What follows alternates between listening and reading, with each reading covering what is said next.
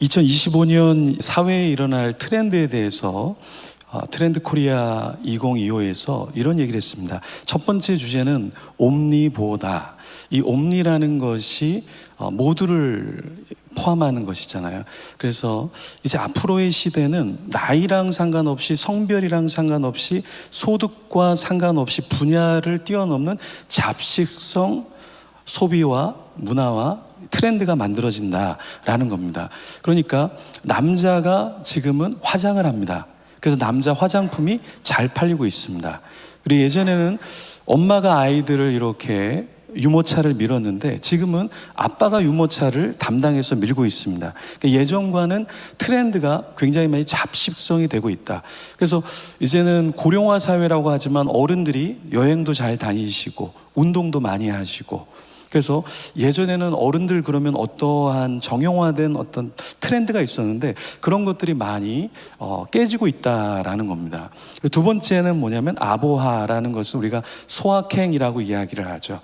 그러니까 아주 작은 것에 만족하는 세대다, 우리가 이렇게 이야기를 했는데 이제는 그런 것이 아니라 그냥 오늘 하루 잘 살았다, 오늘 하루 굉장히 행복했다, 그러면 된다는 거예요. 그러니까 미래를 생각하거나 과거를 생각하지 말고, 혹시 여러분 이렇게 등록하실 때 책을 선물로 받으셨나요? 네. 그러면 감사하다, 오늘 하루 참 어떤 선물을 받았다, 이런 것들로 사람들이 만족하며 살아간다라는 겁니다. 그리고 세 번째 키워드는 토핑 경제다. 이 토핑이라는 것은 뭐냐면 피자에 어떤 것을 이렇게 얹을 때 토핑을 내가 원하는 것을 이렇게 얹잖아요. 그런 것처럼 이제 경제의 분야에서도, 소비의 패턴에서도 역시 이제 사람들이 어떤 트렌드다 해갖고 그걸 다 쫓아가는 것이 아니라 나는 나의 트렌드에 맞게 내 트렌드를 내가 만들어 간다는 겁니다. 그러니까 예를 들어서 커피숍 같은 경우 내가 고가의 커피숍을 가겠다, 그래서 내가 거기를 소비하겠다, 그건 내가 만드는 거고, 나는 저가에 정말 내가 원하는 음료를 내가 원하는 가격에 사 먹어서 나의 경제를 만들겠다, 이러면 소비자가 이제는 전체 트렌드가 아니라 각자에 맞는 트렌드를 쫓아간다라는 겁니다. 네 번째는 페이스 테크라는 말인데, AI가 이렇게 나오면서 인공지능이 만들어졌는데 앞으로 인공지능이 이제는 더 사람과 밀접하게, 그래서 목소리도 사람처럼 내고 사람의 감정을 읽어내면서 사람과 소통하는 그런 기술의 시대가 될 것이다 라는 이야기입니다. 다섯 번째는 뭐냐면 무해력인데요.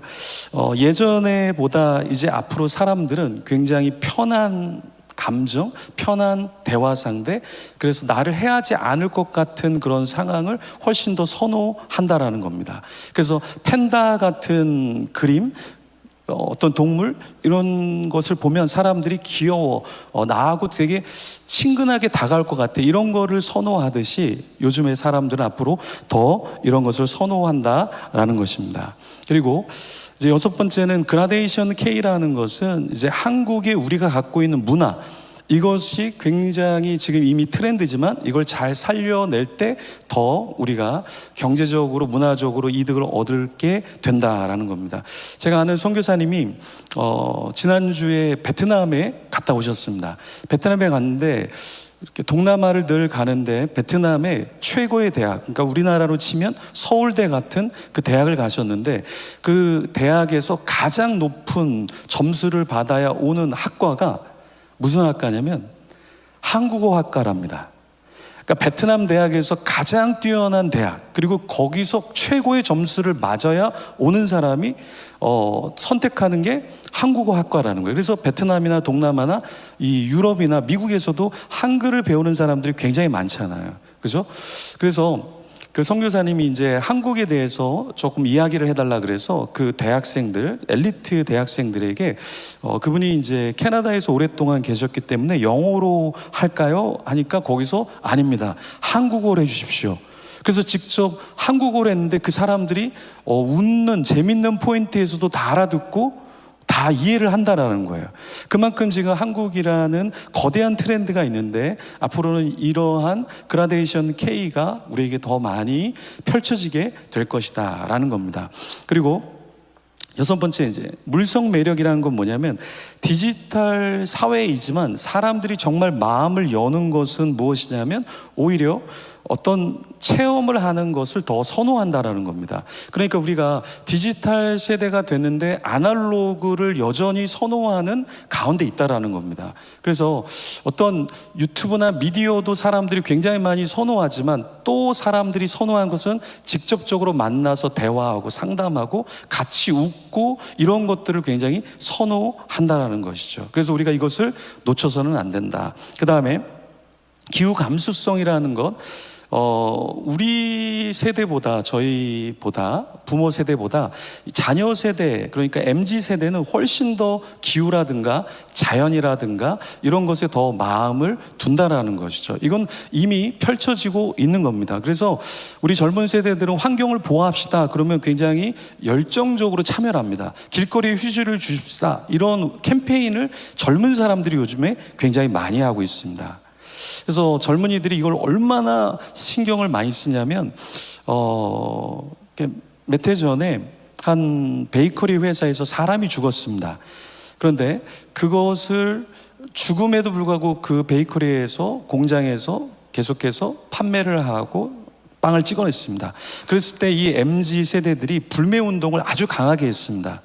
저희 교회에 한 청년이 있었는데 저희가 그 베이커리가 운영하는 아이스크림점은 아닌데 거기서 사진을 찍은 것을 보고 그 친구가 교회를 떠났습니다.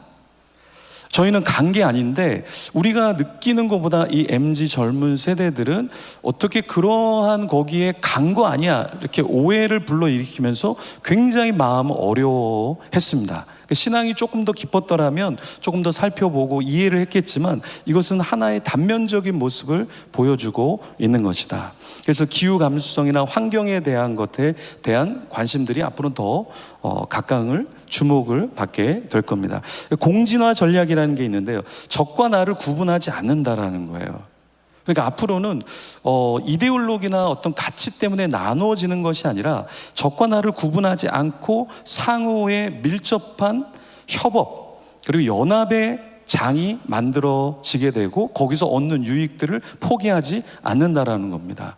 그래서 이런 세상이 우리 가운데 계속해서 펼쳐진다. 그리고 원포인트 업이라는 건 뭐냐면 우리 자신을 개발함에 있어서 한 분야를 개발하려고 노력한다라는 거예요. 그래서 CCM이나 음악을 하는 사람들을 이렇게 만나보면 그분들이 이제 보컬 트레이닝을 하거든요.